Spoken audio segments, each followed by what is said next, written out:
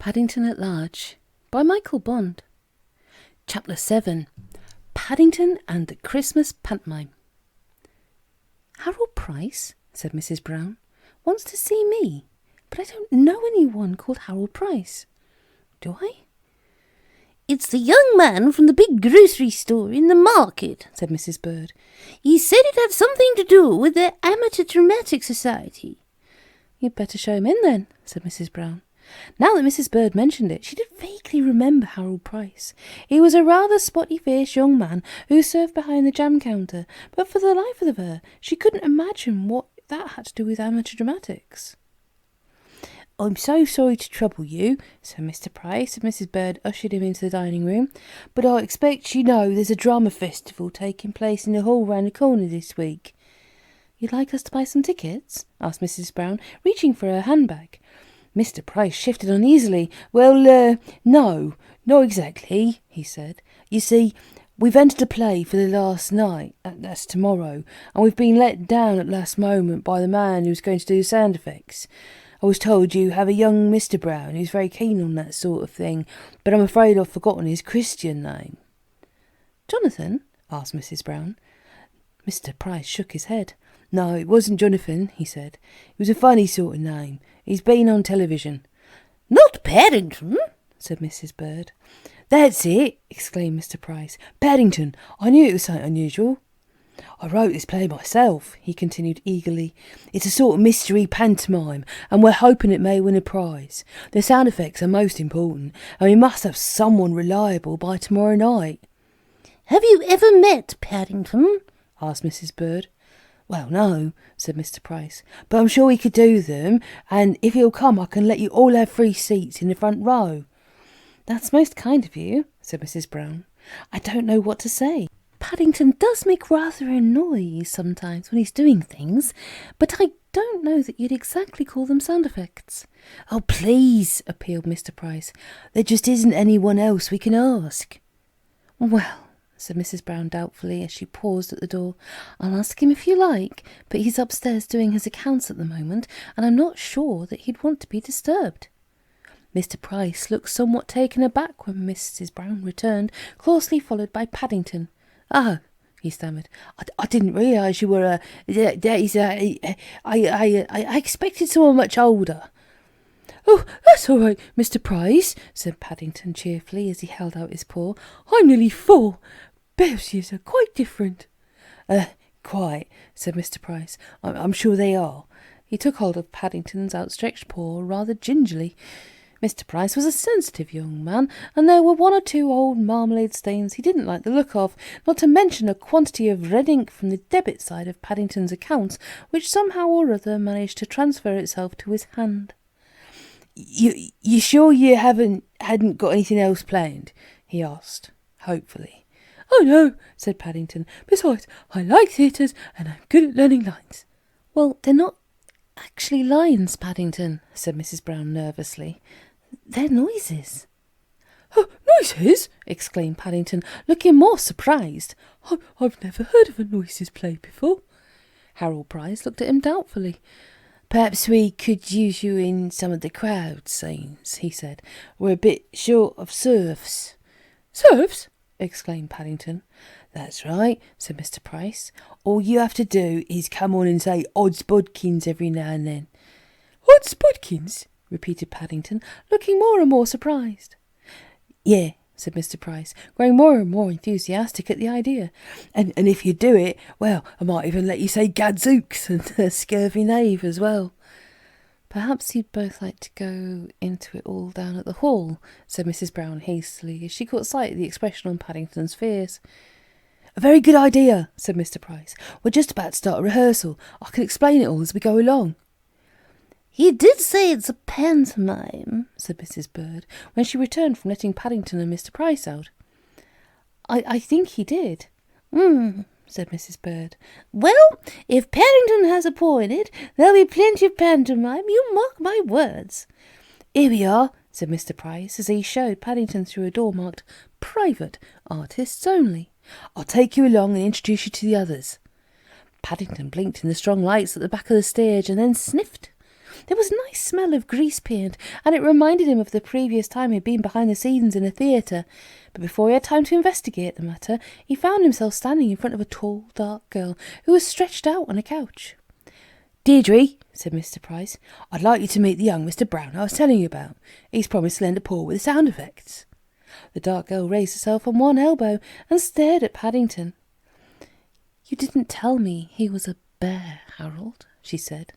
"I didn't know myself, actually," said Mr. Price unhappily. "This is Miss Flint, my leading lady," he explained, turning to Paddington. "She's in bacon and eggs." "Oh, how nice," said Paddington, raising his hat politely. "I should like to be in bacon and eggs myself."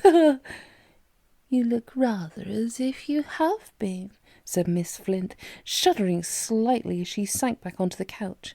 "I suppose the show must go on, Harold, but really—" Mr. Price looked at Paddington again. "Perhaps you'd better come with me," he said hastily as he led the way across the stage. "I'll show you what you have to do." After giving Miss Flint a hard stare, Paddington followed Mr. Price until they came to a small table in the wings.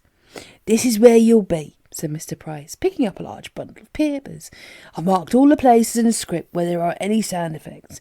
All you have to do is bang some coconuts together whenever it says horses' hooves, and there's a gramophone for when we have any music or thunder noises." Paddington listened carefully while Mr. Price explained about the script, and he examined the objects on the table with interest. "It looks a bit difficult," he said, when Mr. Price had finished his explanations, "especially with paws, but I expect it'll be all right." "I hope so," said Mr. Price. He ran his hands nervously through his hair and gave Paddington a last worried look as he went back onto the stage to join the rest of the cast. "I do hope so. We've never had a bear doing sound effects before." Mr. Price wasn't the only one to feel uneasy at the thought of Paddington taking part in his play, and by the time the following evening came, everyone in the Brown household was in a high state of excitement as they got ready for their outing. Mr. Price had been as good as his word, and he'd not only given Paddington a number of tickets for the family, but he'd slipped in an extra one for Mr. Gruber as well, and even Mr. Curry had promised to put in an appearance. Paddington went on ahead of the others. He had one or two last-minute adjustments to make to his gramophone, but he was waiting at the door to greet them when they arrived just before the start of the performance. He was wearing a large rosette marked "Official" in his hat, and he looked most important as he led the way down the crowded aisle to some seats in the front row of the stalls before disappearing through a small door at the side of the stage. As the Browns settled down in their seats, a roll of thunder shook the hall, and Mrs. Brown looked up anxiously. "That's very odd," she exclaimed. "Thunder at this time of year? It was just starting to snow when we came in." "I expect that was Paddington testing his sound effects," said Jonathan knowledgeably. "He said he had quite a few claps to do." "Well, I wish you'd turn the volume down a bit," said Mrs. Bird, turning her attention to the stage as the curtain began to rise. "That ceiling doesn't look too safe to me." "I think someone must have forgotten to pay the electric bill," whispered Mr. Brown as he adjusted his glasses and peered at the scene. Mr. Price's play was called The Mystery of Father Christmas and the Disappearing Plans, and according to the programme, the action all took place one night in the hall of a deserted castle somewhere in Europe. From where they were sitting, the Browns not only found it difficult to see what was going on, but when their eyes did get accustomed to the gloom, they found it even harder to understand what the play was about anyway. Several times, Father Christmas came through a secret panel in the wall, holding a lighted candle in his hand, and each time he disappeared, it was followed after a short interval by Mr. Price playing the part of a mysterious butler. If Father Christmas was acting strangely, Mr. Price's actions were even more peculiar. Sometimes he came on waving the secret plans with a triumphant expression on his face, and at other times he looked quite sinister as he shook an empty fist at the audience to the accompaniment of a roll of thunder. Behind the scenes, Paddington was kept very busy. Apart from the thunder, there were the coconut shells to be banged together whenever anyone approached the castle, not to mention clanking drawbridge noises and creaking sounds each time a door was opened. In fact, there was so much to do, it took him all his time to follow the script, let alone watch the action on the stage, and he was quite surprised when he looked up suddenly in the middle of one of his thunder records and found it was the interval. Very good work, Mr. Brown, said Harold Price as he came off the stage, mopping his brow and stopped by Paddington's table. I couldn't have done it better myself. I don't think you missed a single cue. Thank you very much, said Paddington, looking very pleased with himself as he returned Mr. Price's thumbs up sign with a wave of his paw. Quite a lot of people had come and gone in the first half of Mr. Price's play, and altogether he wasn't sorry to sit down for a while to rest his paws. In any case, the serfs had to put in several appearances during the second act, and he was anxious to practice his lines while he had the chance. It was some minutes after he had settled himself underneath the table with the script and a jar of marmalade that he noticed an unusual amount of noise going on at the back of the stage. He seemed to have something to do with Harold Price having mislaid his secret plans. Several times his voice rose above the others, saying he couldn't go on without them because a lot of his most important lines were written on the back. Paddington scrambled out hurriedly in order to investigate the matter, but by the time he stood up, everything had gone quiet again, and the order seemed to have been restored, and curtain went up for the second act. Paddington was looking forward to the second half of Mr. Price's play, and even though a lot of people were still creeping around behind the scenes with anxious expressions on their faces, he soon forgot about it as Father Christmas made his entrance and approached Miss Flint's couch in the centre of the stage. From the little that could be seen of him behind his beard, Father Christmas looked most unhappy as he addressed Mr. Flint. "I had hoped to bring thee glad tidings," he cried in ringing tones, "but alas, I am undone, for I have lost the secret plans." "You've what?" exclaimed Miss Flint, jumping up from her couch in alarm. Miss Flint had spent the interval in the dressing-room, and she was as surprised as anyone to learn that the plans really were missing. "What have you done with them?" she hissed. "I don't know," said Father Christmas in a loud whisper. "I think I must have put them down somewhere. Nice weather we've been having lately," he continued in a loud voice as he played for time. "Hast thou read any good books lately?" From his position at the side of the stage, Paddington looked even more surprised than Miss Flint at the sudden turn of events. Mr. Price had explained the play very carefully to him, and he felt sure no mention had been made of any character called Tidings. Then there was the question of the cloak. Father Christmas appeared to be wearing his cloak in exactly the same way that he'd worn it all through the play, and yet he definitely said something about it having come undone. Paddington consulted his script several times in case he'd made a mistake, but the more he looked at it, the more confused he became. It was as he turned round to the desk in order to play one of his thunder records, just to be on the safe side, that he received yet another surprise. For there, lying in front of him, was a dog-eared pile of papers with the words "Secret Plans, Property of Harold Price" written in large letters across the front. Paddington looked at the papers and then back at the stage. A nasty silence seemed to have come over the audience, and even Father Christmas and Miss Flint appeared to have run out of conversation as they stared at each other in embarrassment.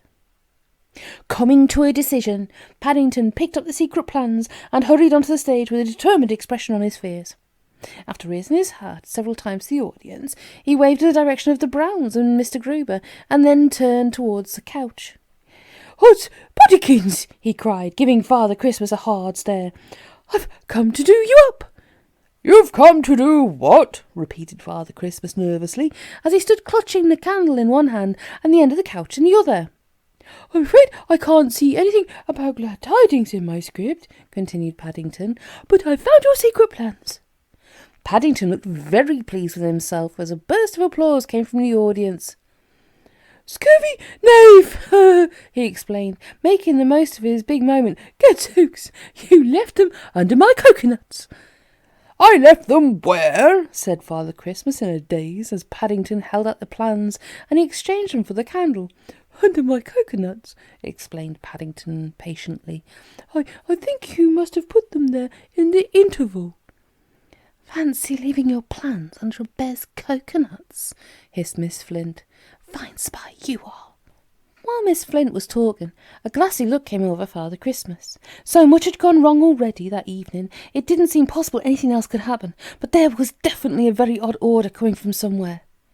"Can you smell something burning?" he asked anxiously. Miss Flint paused. "Good heavens!" she cried, hurriedly taking the candle away from Paddington. "It's your beard! It's on fire!" "It's all right, Mr. Christmas, I'm coming," called Paddington as he climbed up onto the couch. I think I must have held the wick too close by mistake." A gasp of surprise went up from the audience as Paddington took hold of the beard and gave it a tug. "Well, I'm blowed," said a voice near the Browns, as the whiskers came away in Paddington's paws and revealed the perspiring face of Harold Price. "Fancy that! He was a butler all the time, disguised as Father Christmas." "What a clever idea," said a lady in a roar behind, "having him unmasked by a bear." "Most unusual twist," agreed her companion. "My play!" groaned Harold Price, collapsing into a chair and fanning himself with the secret plans as the curtain came down. "My masterpiece, ruined by a bear!" "Nonsense!" exclaimed Miss Flint, coming to Paddington's rescue. "It wasn't Mr. Brown's fault. If you hadn't lost the plans in the first place, all this would never have happened. Anyway," she concluded, "the audience seemed to like it. Just listen to them." Mr. Price sat up. Now that Miss Flint mentioned it, there did seem to be a lot of applause coming from the other side of the curtain. Several people were shouting, "Author!" and someone even appeared to be making a speech. "I feel," said the judge as they joined him on the stage, "we must congratulate Harold Price on his pantomime. It was undoubtedly the funniest play of the week." "The funniest," began Mr. Price, "but it wasn't meant to be funny." The judge silenced him with a wave of his hand.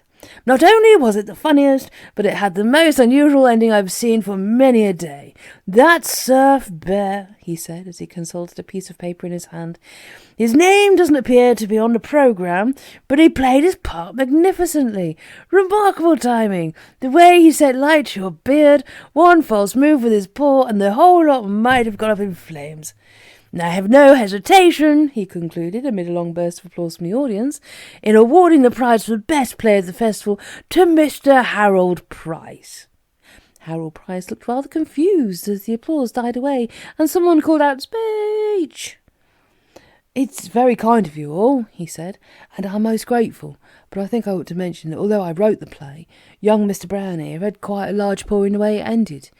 I shouldn't be standing here now if it wasn't for him," he added, as he turned to Paddington amid another outburst of clapping, "and I wouldn't like to think he'd gone on unrecognised." "How kind of Mr. Price to give Paddington some of the credit," said Mrs. Brown later that evening, as they made their way home through the snow. "I wonder what he meant when he said Paddington had a paw in the ending." "Knowing Paddington's paws," said Mrs. Bird, "I shudder to think." Mr. Gruber and the Browns looked back at Paddington in the hope of getting some kind of explanation, but his head was buried deep in his duffel cord, and he was much too busy picking his way in and out of their footprints to hear what was being said. Paddington liked snow, but while they'd been in the theatre, rather too much had fallen for his liking, and he was looking forward to warming his paws in front of the fire at number 32 Windsor Gardens. Apart from that, the sight of a Christmas tree in someone's window had just reminded him of the date, and he was anxious to get home as quickly as possible so that he could hang up his stocking. There were several more days to go before the holiday, but after watching Mr. Price's play that evening, Paddington didn't want to take any chances, particularly over such an important matter as Father Christmas.